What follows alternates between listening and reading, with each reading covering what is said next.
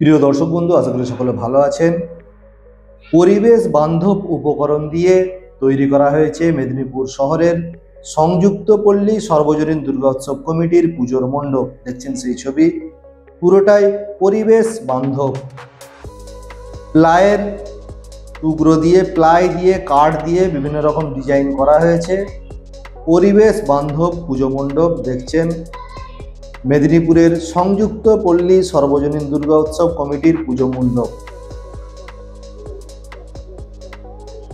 ৭৩তম বর্ষে এই পুজোতে এবার পরিবেশ বান্ধব একটা বিভিন্ন রকম উপকরণ দিয়ে তৈরি করা হয়েছে। কোনো রকম রাসায়নিক জিনিসপত্র ব্যবহার করা হয়নি এই পুজো মণ্ডপে। পুরোটাই পরিবেশ বান্ধব উপকরণ দিয়ে তৈরি করা হয়েছে এই পুজোর মণ্ডপ। দেখছেন সেই ছবি, ভালো লাগলে সাবস্ক্রাইব করবেন। কমিটির সম্পাদক যিনি রয়েছেন, শুনুন ওনার বক্তব্য, উনি কি জানিয়েছেন এই বিষয়ে। ৭৩ বছরের আমাদের পুজো। 1952 সালে আমরা এটা শুরু করেছিলাম, তো সেটা এখন ৭৩তম বর্ষে পদার্পণ করেছে। এবার আমরা সমস্ত কিছু পরিবেশ বান্ধবের উপরে আমরা কাজ করার চেষ্টা করেছি। যে আমাদের যে দুর্গা মূর্তির যে আসল যে সৌন্দর্য, সেই সৌন্দর্যটা ফুটিয়ে তোলা হয়েছে এবং তার সাথে মণ্ডপ দেখতে পাচ্ছেন শাল, সেগুন, মেহগনি এবং ইউক্যালিপটাস গাছের সেই সমস্ত ব্যবহার করে আমরা গোটা মণ্ডপ সজ্জা তৈরি করেছি। এখানে কোনো রাসায়নিক ব্যবহার করা হয়নি। সেই পরিবেশ বান্ধবের বিষয়টা মাথায় রেখে আমরা এই কাজ করেছি এবং নতুন প্রজন্ম তারা নানান থিম তো দেখছে, এখনকার কোনো ঘটনা দেখছে, কিন্তু সেই জায়গায় দাঁড়িয়ে যেভাবে আদিম যুগ থেকে পুজোটা শুরু হয়েছিল, তারপরে নানান মহাপুরুষ পুজো করেছে, স্বামী বিবেকানন্দ থেকে শুরু করে নেতাজি সুভাষচন্দ্র, বঙ্কিমচন্দ্র চট্টোপাধ্যায়, এনারাও পুজো করেছেন। পুজোতে একটা বার্তা দিতে চেয়েছেন এবং মানুষকে একটা জায়গায় ঐক্যবদ্ধ করতে চেয়েছেন। আমাদের মূল ভাবনা, মানুষ এটাকে একটা সম্প্রীতির বার্তা নিয়ে যাবে এবং পরিবেশটা আমাদের মাথায় রাখা হয়েছে। আমরা এবারে উৎসব কমিটির পক্ষ থেকে সমস্ত রকমের উৎসবের যে বিষয়টা, একটা পরিবেশে অন্য ধরনের মনোভাব বিরাজ করছে, তাই আমাদের সমাজসেবামূলক যে কাজগুলো, রক্তদান শিবির, বন্যাত্রাণ, এই কাজগুলো আমরা করেছি, মরণোত্তর দেহদান, চক্ষুদান, এই কাজগুলো হয়েছে।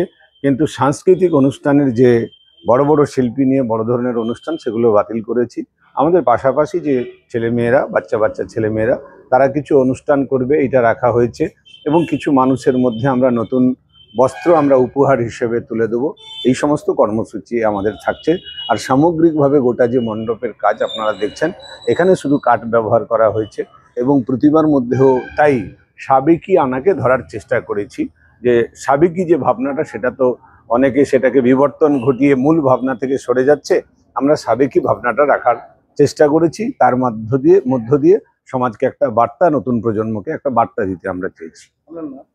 তাপস সিনহা, সম্পাদক, সংযুক্ত পল্লী সর্বজনীন দুর্গোৎসব কমিটি। শুনলেন বক্তব্য। সবশেষে পুরো পুজো মণ্ডপের যে ছবি, সেই ছবি দেখুন। সকলে ভালো থাকবেন, ভালো লাগলে সাবস্ক্রাইব করবেন, নজর রাখুন 12 মেশালি মনোরঞ্জন ইউটিউব চ্যানেলে।